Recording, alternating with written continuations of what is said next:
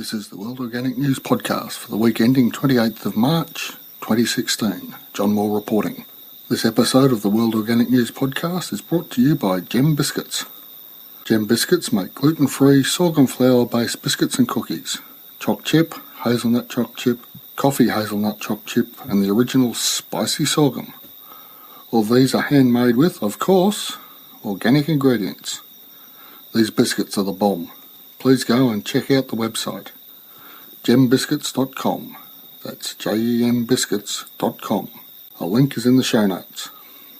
This week, the blog published a large number of permaculture stories. Permaculture is an idea we'll delve more deeply into in the future when I cover Mollison and Holmgren in the ongoing series on those who have changed the organic world. Permaculture could, and indeed I will, be described as the thinking person's organic system. This may seem a little unfair to other methodologies, but it's not meant to be. The practice of observation, analysis and course correction pushes practitioners towards this definition.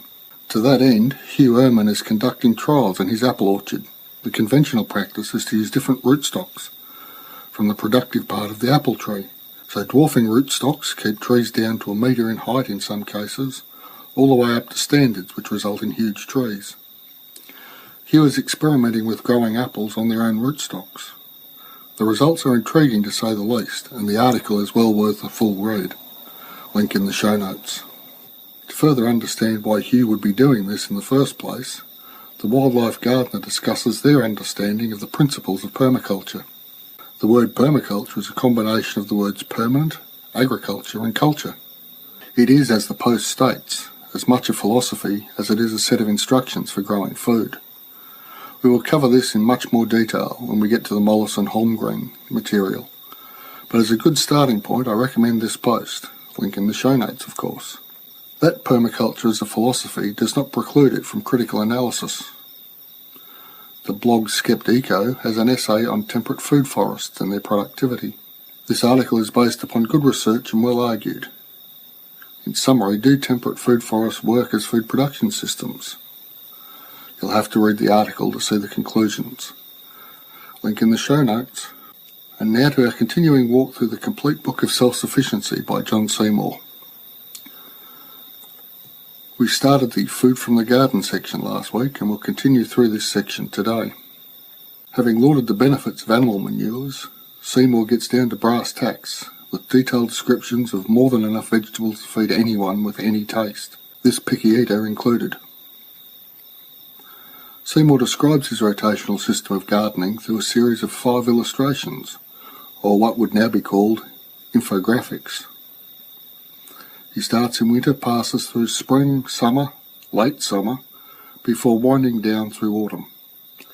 These illustrations are quite remarkable and beautiful. Along with the 4 garden beds for potatoes, roots, legumes and miscellaneous, and the process of rotation, Seymour also covers perennials like asparagus, rhubarb, soft fruits and tree fruits.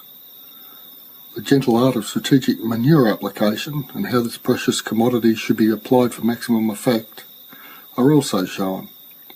I'll post some photos of these illustrations in the show notes. The garden system is a miniature version of the Seymour system of field production.